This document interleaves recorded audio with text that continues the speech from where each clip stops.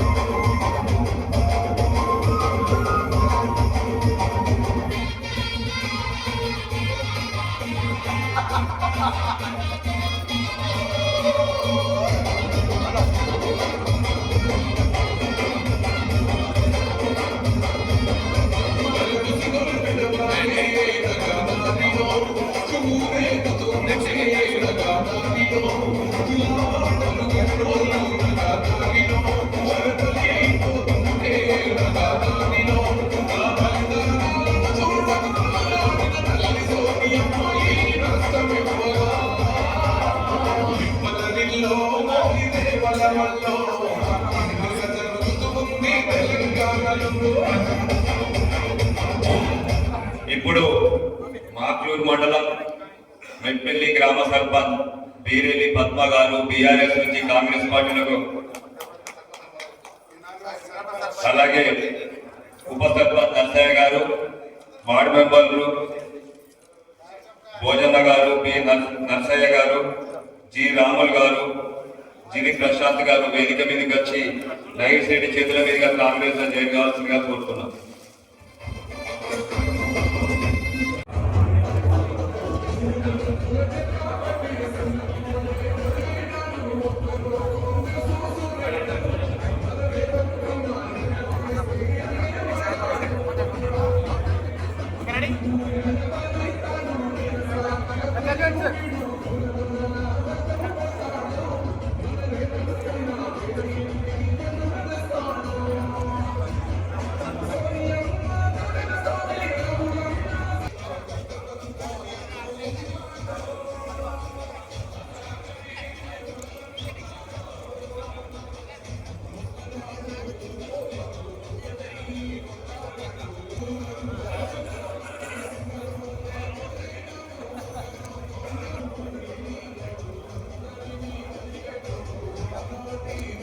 గండిపేట సర్పంచ్ గారు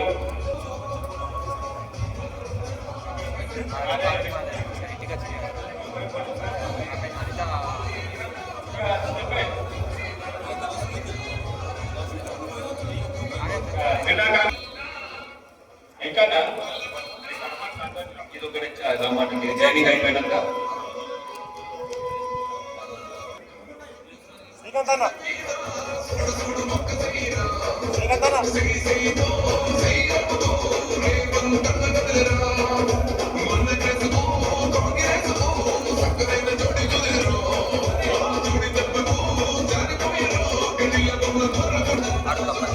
ward member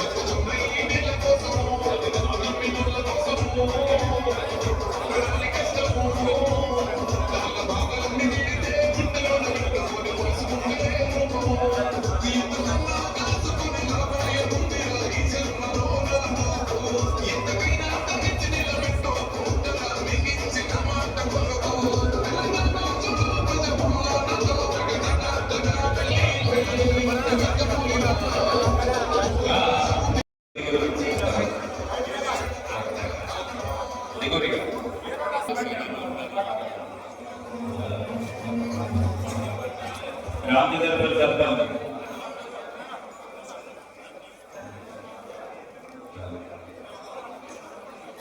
సరే సరే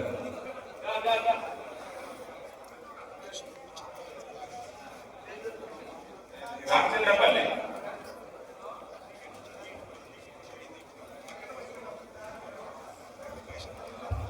ఆరూరు మండలం రామచంద్రపల్లి సర్పంచ్ గారు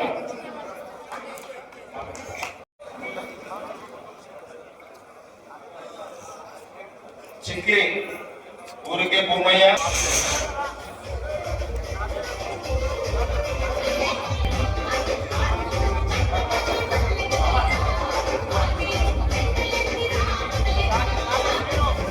చిక్కి విలేజ్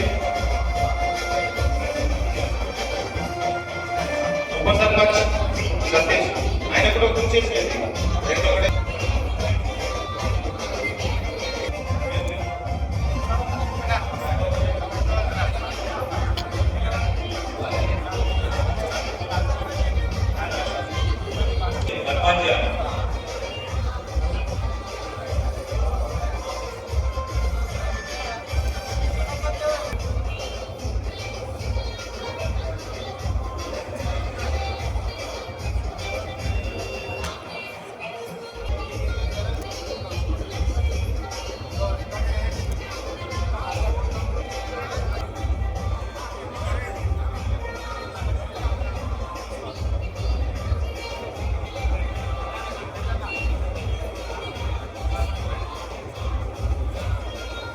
మదన్పల్లి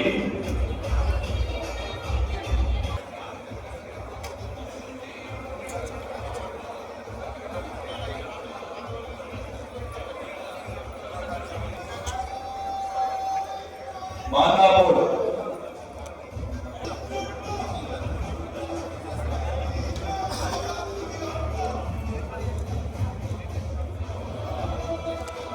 మాదాపూర్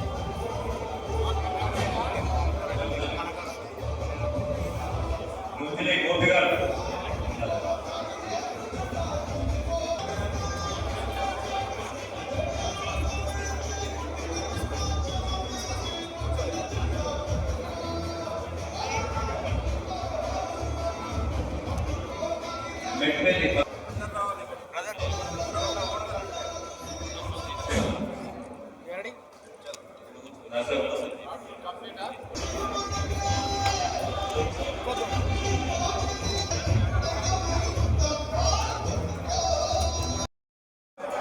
గౌరవనీయులు సాయిబాబా గౌడ్ గారు ఈనాటి సర్పంచుల సన్మాన కార్యక్రమానికి విచ్చేసినటువంటి సన్మానితులు నెక్స్ట్ నడుకుడ సర్పంచ్ సంజయ్ రాజ్ గారు వెంకటేశ్వర మండల సర్పంచ్ ఫోరం అధ్యక్షులుగా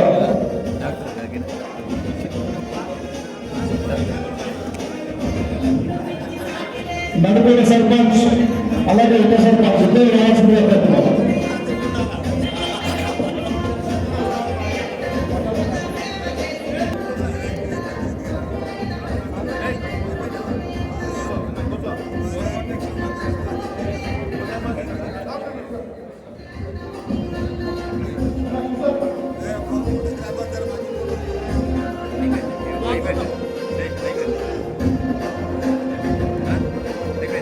నెక్స్ట్ చిన్నయానం వేరుముల లక్ష్మీ దశరథ్ వెంకటేశ్వర మండలం గారు చిన్నయానం గ్రామం వేరుముల లక్ష్మీ దశరథ్.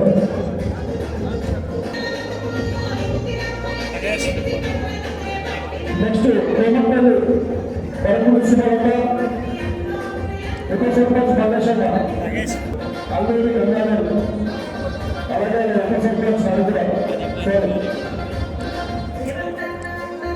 దత్తపూర్ నూరు ప్రకాష్ అలాగే వాళ్ళ ఉప సర్పంచ్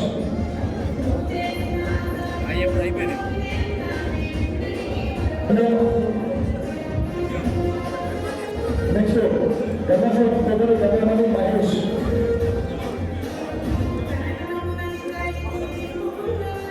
పొగరు గంగామణి మహేష్ రాము గంగాధర్ సర్పంచ్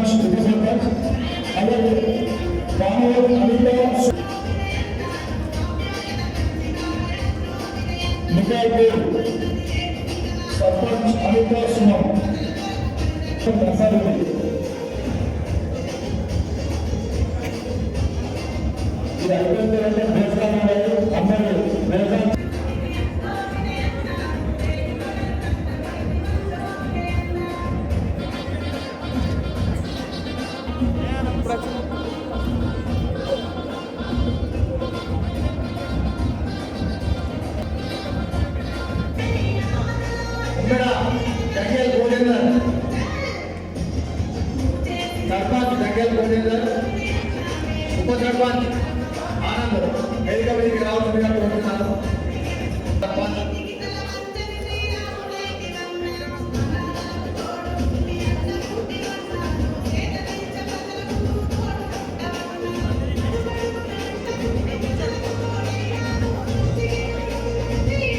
పాల్గొన ఎమ్మెల్యే చిన్నయ్య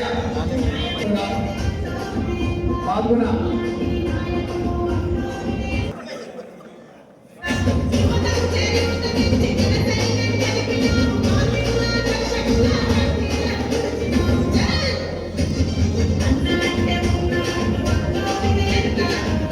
హరిత సర్పంచ్ శ్రీకాంత్ ఉప సర్పంచ్ వేదిక మీదకి రావాల్సిందిగా కోరుతున్నాను.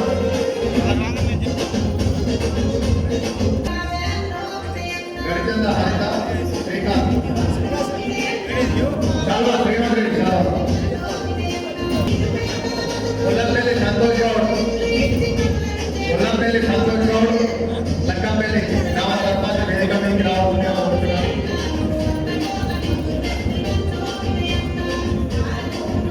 మచ్చల లలిత జోగూరు గ్రామ సర్పంచ్ వేదిక మీదకి రావాల్సిందిగా కోరుతున్నాను.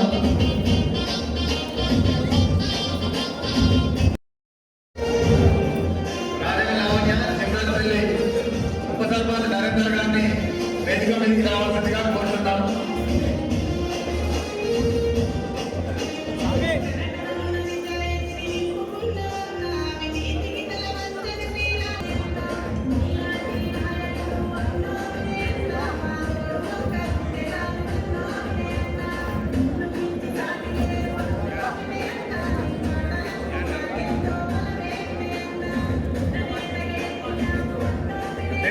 ఇమ్రాన్పల్లి అన్న కడవలు కావాలి.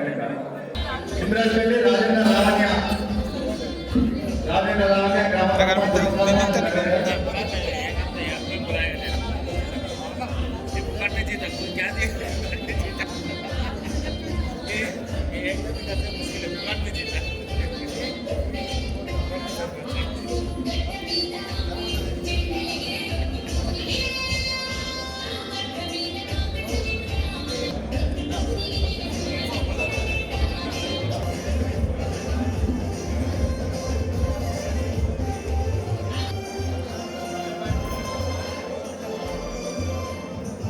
షాహిదు కాగా రైతుపాలెం గ్రామ సర్పంచ్ అండ్ ఉప సర్పంచ్ గారిని వేదిక మీదకి రావాల్సిందిగా కోరుతున్నాను. ఉప సర్పంచ్ సిద్ధాపురం లక్ష్మీనారాయణ గారిని వేదిక మీదకి రావాల్సిందిగా కోరుతున్నాను. అండ్ ఐలాపూర్ ఉప సర్పంచ్ గారిని కూడా వేదిక మీదకి రావాల్సిందిగా కోరుతున్నాను. నెక్స్ట్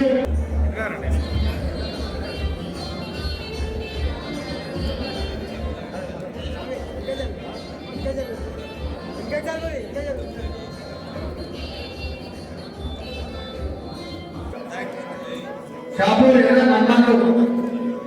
మన్మన్లు గారిని గ్రామ సర్పంచ్ ఉప సర్పంచ్ గారిని వేదిక మీదకి రావాల్సిందిగా కోరుతున్నాను. కూర్చోండి. మన సర్పంచ్ పల్లి ఆర్మర్ మండలం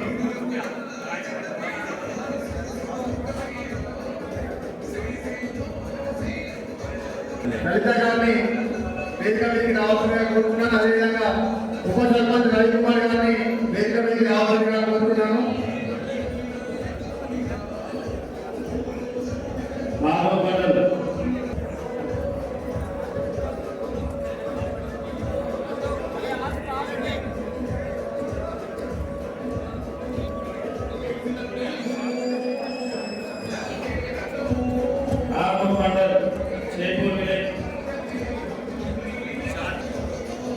చేకూరు పల్లె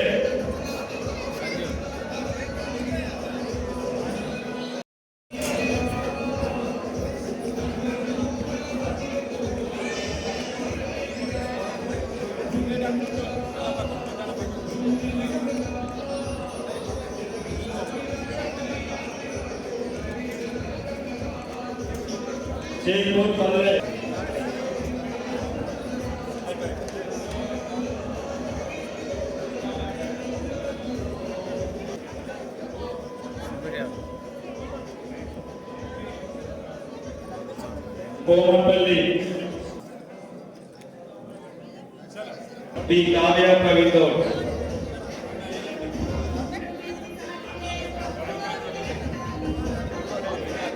కానాపూర్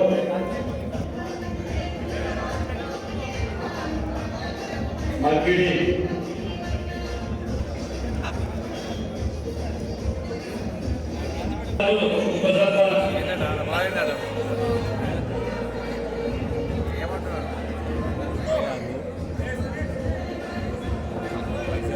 గోవింద్ అప్పల గణేష్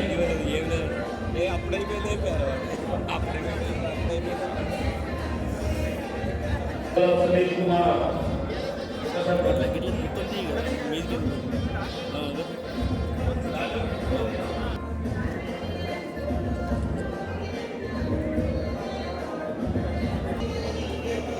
సునీల్ కుమార్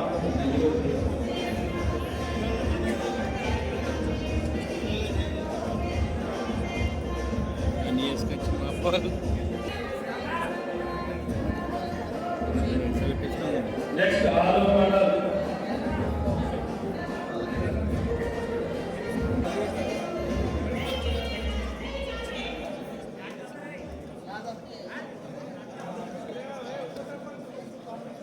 శ్రీకపల్లి వచ్చేలా చిన్నయ్య చిటికి రమేష్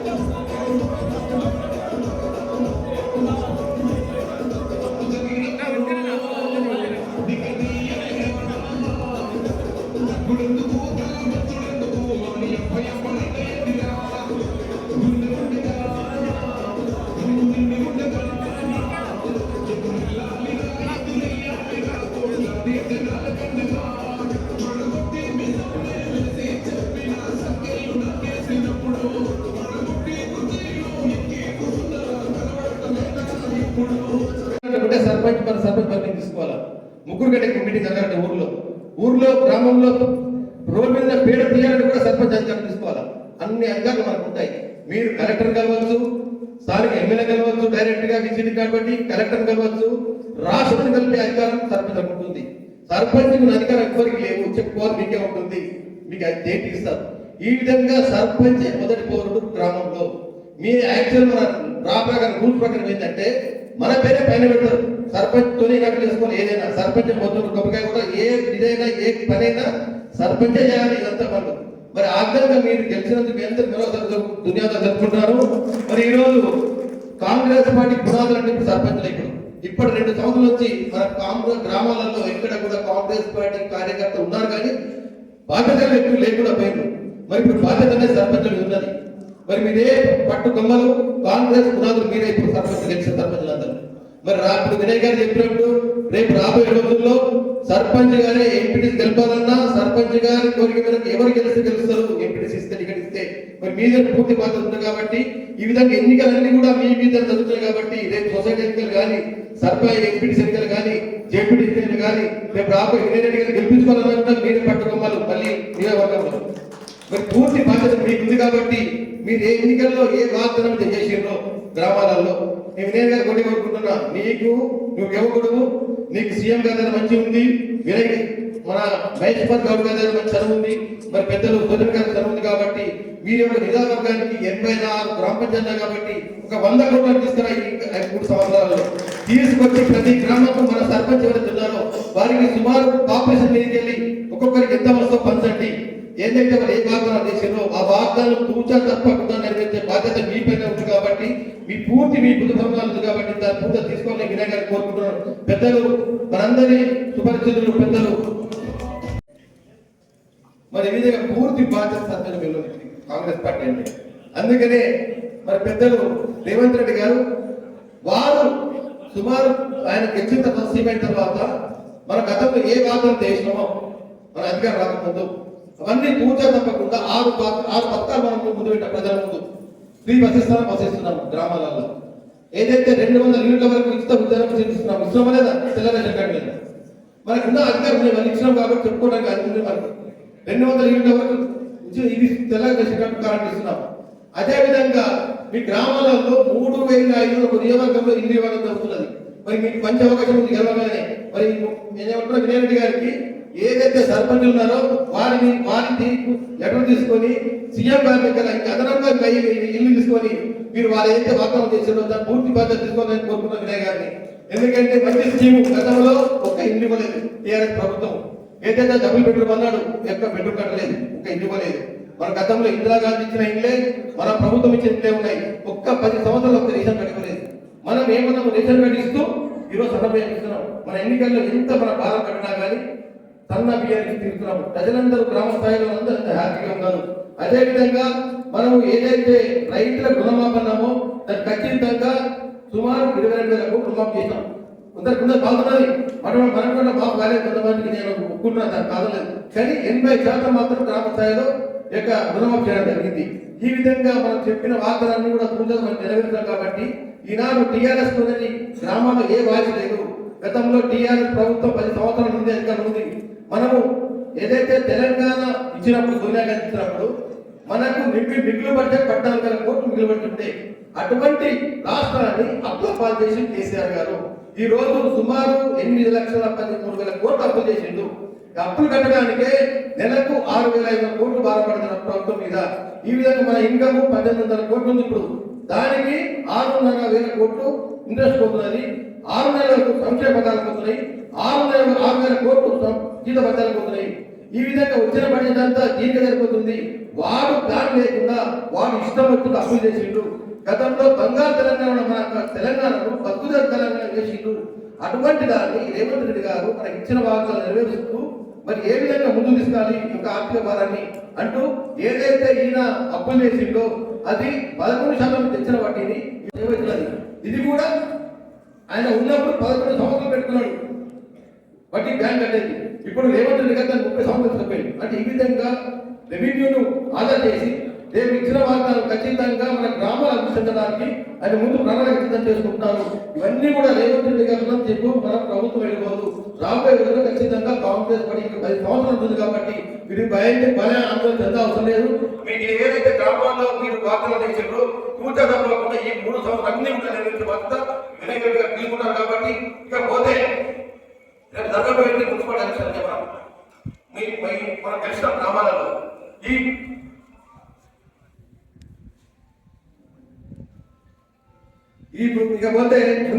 ఉన్నాయి. రేపు మన ఆత్మపడంలో 36 వార్డులు ఉన్నాయి, 66,000 ఓటర్స్ ఉన్నారు. ఒక్కొక్క వార్డుకు సుమారు 2,000 ఓట్లు వస్తున్నాయి. మీరు ఖచ్చితంగా మీరు బాధ్యత తీసుకొని ఈ 36 రూపాయలు గెలిపించే బాధ్యత మీ కుల సందర్భంగా ఉంటుంది. మీ గ్రామాల్లో తెలుసు, గతంలో మన ఉపాధ్యాయ పథకం తీసుకొచ్చినాం మనం. పెద్దలు సోనియా గాంధీ ఆధ్వర్యంలో మన్మోహన్ సింగ్ గారు ప్రధానమంత్రి ఉన్నప్పుడు అప్పుడు గ్రామాలలో వలస అవుతుంది, గ్రామాలు వదిలిపెట్టి దాన్ని దృష్టిలో పెట్టుకుని 100 రోజులు ఉపాధి పథకం చూసుకోవడం జరిగింది. ఆ ఉపాధి పథకాన్ని ఇప్పుడు ఈ ప్రభుత్వం బీజేపీ ప్రభుత్వం దాన్ని పేరు మార్చి మహాపగల్ పేరు చేయడం జరిగింది. దాన్ని ఏమన్నారు, ఇప్పుడు 125 రోజులు పనిదినాలు కలుస్తున్నారు. మరి 120 కల్పించి మొత్తం భారత కేంద్ర ప్రభుత్వం సంతోషం మనం సంతోషిస్తాం. దాన్ని ఏమంటుంది, మేము 70 రోజులే డబ్బులు ఇస్తాము, మిగతా 50 రోజులు ఇదే రాష్ట్రం భరించుకోవాలంటున్నాడు. అంటే ముందే మనకు అప్పుల బాధ రాష్ట్రాల 50 రోజులు అంటే ఆ స్కీమ్ తీయాలని చెప్పి యొక్క కేంద్ర ప్రభుత్వం బీజేపీ వాళ్ళు ప్రవేశపెట్టింది. దీనిని ప్రతి గ్రామ పంచాయతీలో మొన్ననే అసెంబ్లీలో తీర్మానం చేశాము. ఇది పద్ధతి కాదు, మీరు పాత పద్ధతి ప్రకారంగానే 100 రోజులైతే 100 రోజులు నడిపేయండి, కానీ మీరే మొత్తం కేంద్రం భరించుకోవాలా, నిధులు వేరే ఇవ్వాలని చెప్పి ఒక తీర్మానం చేసి చంద్రబాబు పంపడం జరిగింది. ఇప్పుడు కూడా మనం కూడా తెలంగాణ మొత్తంలో మన గెలిచిన సర్పంచులు మెజార్టీ బలంగా కాబట్టి మన ప్రతి ఒక్కరు కూడా మీరు రిజర్వేషన్ చేసి గ్రామ సభలు పెట్టుకొని యొక్క గతంలో ఏ విధంగా అయితే నిధులు ఇచ్చిందో ఉపాధ్యాయ పథకానికి మీరు అదే బాధ్యత ఇవ్వాలని చెప్పి తీర్మానం పంపాలని అందరికీ కోరుకుంటున్నారు సభాముఖంగా. అది ఈ 20 నుంచి 30 గంటలకు ప్రతి ఒక్కరికి చేసి పంపితే చాలా బాగుంటుంది. మనకు ఉన్నది పీస్ ప్రెసిడెంట్ గారు మన జిల్లా వాసులు కాబట్టి ముఖ్యంగా తీసుకొని వచ్చే మున్సిపల్ ఎలక్షన్స్ ఒక నెల రోజుల్లోనే మున్సిపల్ ఎలక్షన్స్ ఉంటాయి. దానికి తప్పకుండా మనము అందరూ వార్డు మెంబర్లు ఎవరైతే పోటీలో ఉంటారో వాళ్ళందరినీ గెలిపించుకునే విధంగా కార్యాచరణ చేద్దాం. ఏది ఉన్నా సరే మీరు ఏదైతే మీ గ్రామాలలో హామీలు చాలా ఇచ్చున్నారు అని చెప్పి తప్పకుండా మీ గ్రామాలకి నేను వచ్చేటప్పుడు నిధులు తీసుకొని మీ గ్రామానికి వస్తానని చెప్పిన తప్పకుండా అదే విధంగా మీ గ్రామాలలో మొదటగా roads. Thanks for watching. Like, share and subscribe.